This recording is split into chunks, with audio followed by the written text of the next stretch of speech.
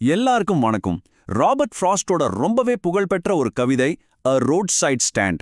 இதுல மறைஞ்சிருக்கிற ஆழமான மனித உணர்வுகளை பத்தி தான் நாம இன்னைக்கு பார்க்க போறோம். இந்த கவிதையோட உலகளாவிய செய்திய, அதோட ஒவ்வொரு வரியையும் ஆழமா புரிஞ்சுக்கிறது மூலமா நாம தெரிஞ்சுக்க போறோம். சரி வாங்க இதுக்குள்ள முழுசா இறங்கலாம். இந்த கவிதையோட மொத்த சாராம்சமே இந்த ஒரு வரியில தான் இருக்கு. The trusting sorrow of what is unsaid. அதாவது சொல்லப்படாத விஷயங்களோட நம்பிக்கையான துக்கம்.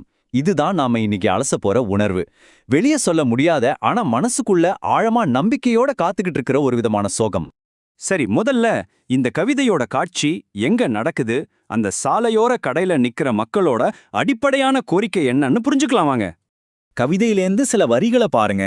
The little old house was out with a little new shed in front at the edge of the road where the traffic sped. A roadside stand that too pathetically plead. வேகமா போற வண்டிகளுக்கு நடுவுல ஒரு பழைய வீட்டுக்கு வெளியில ஒரு சின்ன புது கொட்டகை. அது ஒரு சாலையோர கடை. கவிஞர் அதை பரிதாபமா கெஞ்சிக்கிட்டு இருந்துச்சுன்னு சொல்றாரு.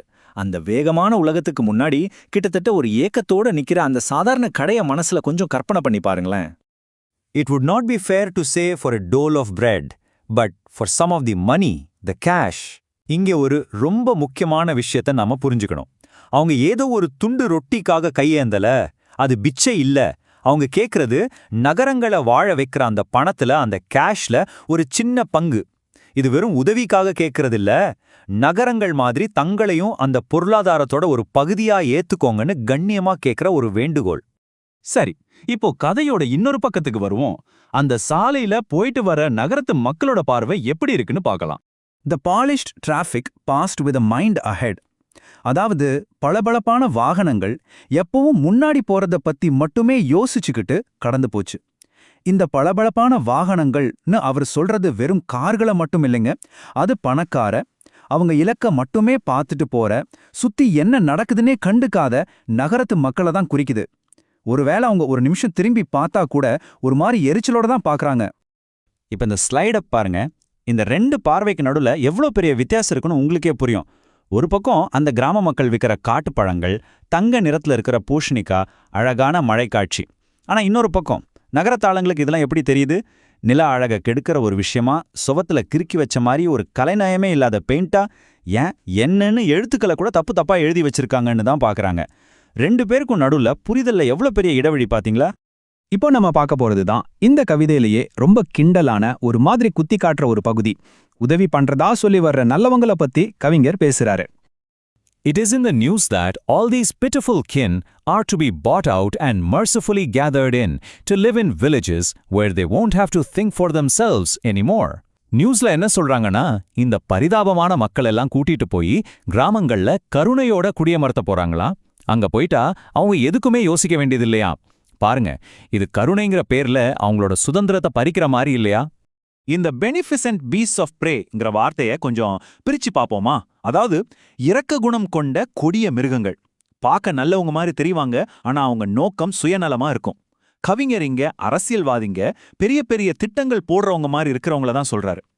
ஏழைகளை காப்பாத்துற மாதிரி நடிச்சு அவங்கள எப்படி சுரண்ட முடியுமோ அப்படி சுரண்டுவாங்கன்னு ரொம்ப காட்டமா சொல்றாரு. சரி, இப்ப வாங்க அந்த கவிதையோட ரொம்ப சோகமான பகுதிக்குள்ள போலாம். ஒரு முடிவே இல்லாத, நிறைவேறாத ஒரு காத்திருப்பு பத்தின உணர்வு இது. The sadness that lurks near the open window there, that waits all day in almost open prayer. அந்த திறந்த ஜன்னல் பக்கத்துல ஒரு சோகம் ஒழிஞ்சிருக்கு. அது நாள் முழுக்க கிட்டத்தட்ட ஒரு ஜபம் மாதிரி காத்துக்கிட்டு இருக்கு. அவங்களோட காத்திருப்பு எவ்வளோ ஆழமானதுன்னு யோசிச்சு பாருங்க. அது சாதாரண காத்திருப்பு இல்ல, ஒரு பிரார்த்தனை மாதிரி. அவ்வளோ நம்பிக்கையோட, அவ்வளோ பொறுமையோட காத்துக்கிட்டு இருக்காங்க. அப்படி என்னத்துக்காக அந்த ஜபம்?